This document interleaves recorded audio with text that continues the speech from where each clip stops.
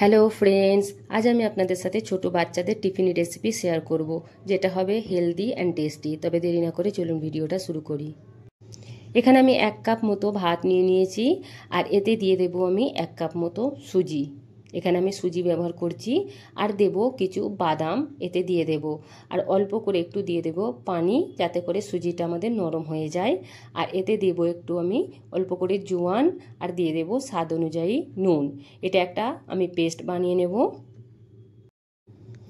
এই দেখুন বন্ধুরা, এখানে একটা মোটা মতো পেস্ট বেরিয়ে গেছে, দেখতেই পাচ্ছেন। এবার এই পেস্টটা একটা পাইপিং ব্যাগে আমি ঢেলে নেব। যদি না পাইপিং ব্যাগ আপনাদের কাছে থাকে, তাহলে আপনারা দুধের যে চিকগুলো আসে সেগুলো ব্যবহার করতে পারেন। এইভাবে আমি এবার পাইপিং ব্যাগে এগুলো ঢেলে নেব। এদিকে আমি কড়া গরম করে নিয়েছি, এবার এতে তেল দিয়ে নেব।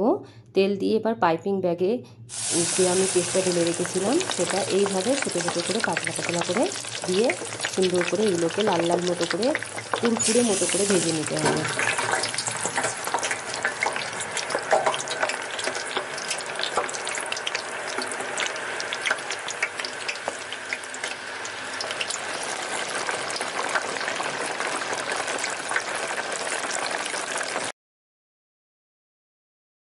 এবার বন্ধুরা টিফিনটা প্যাক করে নিই, চলুন। দেখুন কত সুন্দর লাগছে দেখতে। টিফিনটা প্যাক করে নিয়েছি। যদি ভিডিওটা ভালো লেগে থাকে তাহলে লাইক, কমেন্ট, শেয়ার আর সাবস্ক্রাইব করতে মোটেও ভুলবেন না। ভিডিওটা দেখার জন্য অনেক অনেক ধন্যবাদ।